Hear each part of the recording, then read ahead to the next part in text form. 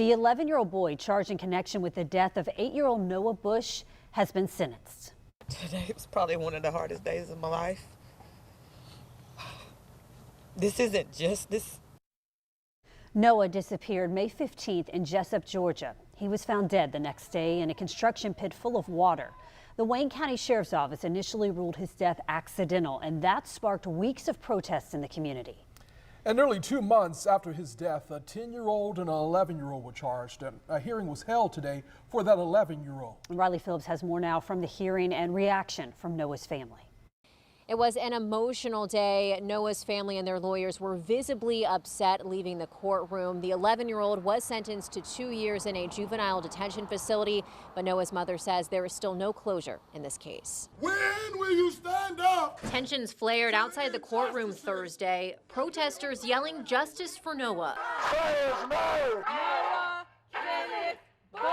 At one point, Wayne County Sheriff's deputies came outside to tell the group to move across the street. That's when a deputy and a protester got in each other's faces.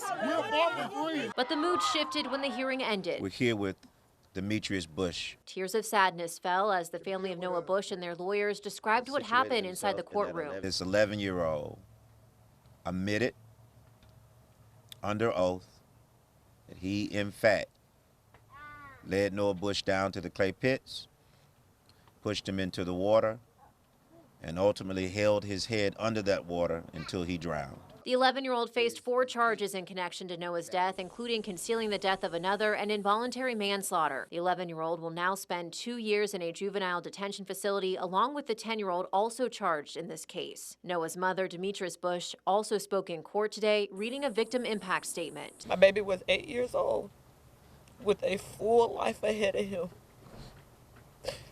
And 2 years is what the state of Georgia calls justice for an entire life that's lost. But the family does not feel any relief. Their fight now turns to the adults in this case. They believe adults related to the juveniles helped cover up Noah's death, and they say they won't stop calling for their arrests. There is no peace, there is no comfort, there is no closure for me.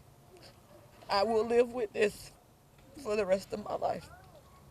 And there is still no update on whether the sheriff's office plans to make any more arrests in connection to this case. The sheriff would not answer any questions today or provide a statement.